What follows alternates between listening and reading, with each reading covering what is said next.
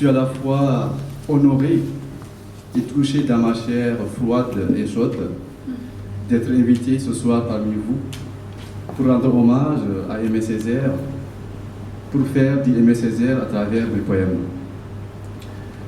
Un grand merci à celle qui m'a introduit dans cette maison de la culture. Merci à toi, Martine, guerrière de l'imaginaire, guerrière aux lavandes galvanisantes, guerrière aux cantilènes envoûtantes, guerrière aux effluves exubérants. Merci, Martine. Merci.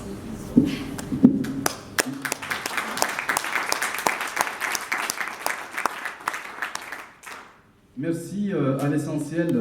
Merci à vous, au public, d'avoir pris la peine de venir nous écouter. Avant de lire les textes de mon projet poétique, je tiens à rendre hommage à celui qui m'a insufflé le souffle poétique, à celui qui m'a permis avec fierté de porter les treillis de mes ébrures, à Aimé Césaire. J'ai toujours entretenu une relation matricielle et personnelle, une liaison magnétique et poétique avec Aimé Césaire. Mon identité, ma sentimentèque, ma sensibilité sont constamment nourries par la pensée d'Aimé Césaire. Poète, philosophe et penseur martiniquais, Césaire a marqué le XXe siècle pour avoir inventé une poésie volcanique, une poésie de silex, une poésie de l'errance, une poésie éclatée. Donc, le texte consacré à Aimé Césaire s'intitule « Laminaire de la conscience ». Le terme laminaire traduit l'image d'une plante qui nourrit la conscience. Laminaire de la conscience. Au bout d'un petit matin, j'étais allongé dans mon boudoir. Des balafons résonnaient dans mon couloir.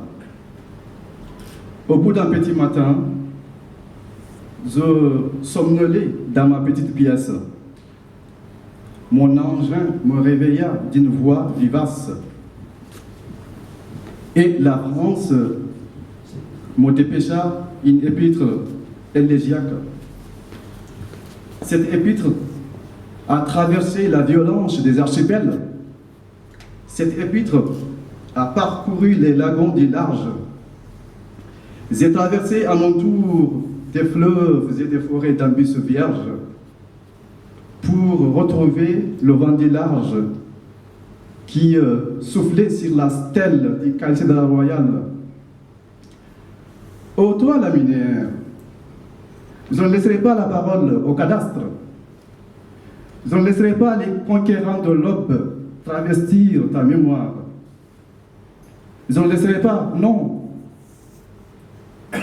Ô toi, laminaire, qui n'est pas ce démiurge veule sans mérite, ce démiurge lâche sans honneur, ce démiurge démissionnaire du pays natal.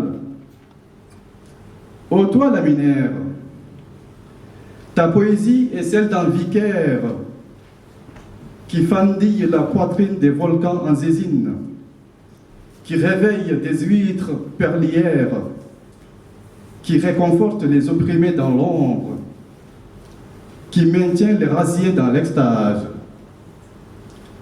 Ô toi, laminaire, tu as nourri l'imaginaire du plus marginal prolétaire, tu as libéré l'utopie populaire, tes effluves se sont levés contre les clameurs qui flottaient monotones sur l'archipel entier.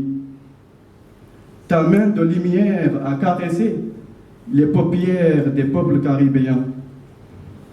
Ô toi, laminaire, j'emprunterai la flûte de Léopold Sédar Senghor, j'emprunterai le chant virginal des goélands d'Afrique pour saluer ta mémoire. Ô toi, laminaire, reçois mon salut abrupt et fraternel. Reçois ce sol safran qui rougit sous le soleil martiniquais. Dans le sillage d'Aimé Césaire, j'utilise un peu la poésie comme moyen d'investigation des réels. Mon projet poétique s'articule essentiellement autour de l'inventaire des réels africains. Il y a deux recueils de poèmes qui paraîtront dans les prochains mois. Bon, ces deux recueils traînent toujours chez mon éditeur pour des raisons que je ne maîtrise pas. Le premier recueil, c'est Laminaire de la conscience, et le deuxième, c'est Kalbas Kabossé. Kalbas Kabossé, c'est